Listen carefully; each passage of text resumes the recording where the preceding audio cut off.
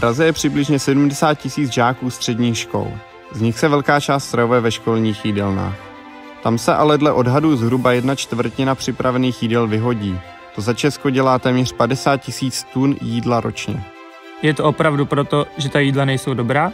Každý si pamatujeme, jaký přístup jsme měli k jídlům ze školní jídelny.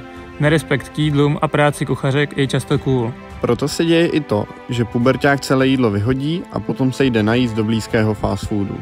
Další příčinou je to, že při objednávání jídel strávník nemá dost informací. Neví, jak vypadá maso 5 barev nebo hovězí švejžužu. A potom by si při výdeji jídel vybral radši jiné jídlo, ale to už nemůže, takže své jídlo bohužel nedojí. Občas se stane, že se jídlo opravdu nepovede, ale dozvědí se to kuchařky. Přibližně 40% zařízení v Česku povědomí o vrácených zbytcích nějak nereflektuje v příští nabídce poskytovaných jídel. S naším projektem databáze jídel míníme přístup středoškoláků ke školním jídelnám tak, že je aktivně zapojujeme. Vyvinuli jsme web, na který kuchařky nahrávají fotky jídel, které se spojí s názvy z jídelníčku. Strávníci mohou jídla hodnotit a komentovat a tím dávají zpětnou vazbu jak kuchařkám, tak i informace ostatním strávníkům.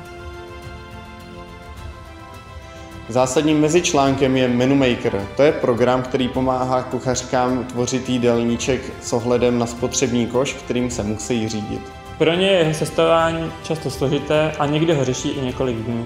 Momentálně ho sestavují často neefektivně z hlavy s využitím papíru. Pro některé jídelny i to je zásadní důvod, proč nevaří více hlavních jídel. Bylo by pro ně těžší spotřební koš dodržet. Náš program jim navrhne jídelníček z jídel, které už někdy vařili a doplní o ty, které vaří jiné jídelny a mají dobré hodnocení. Jednoduše ušetříme kuchařkám spoustu práce a nervů. V Praze mimo jiné hromady zbytečného potravinového odpadu a žákům škol dáme možnost lépe si vybrat a šanci aktivně si podílet na světě kolem sebe, přičemž začnou vnímat kuchařky ne jako někoho za zdí, ale za reálné, sobě rovné lidi. V současné době máme na naší bývalé střední škole spuštěnou funkční beta verzi umožňující hodnocení jídel.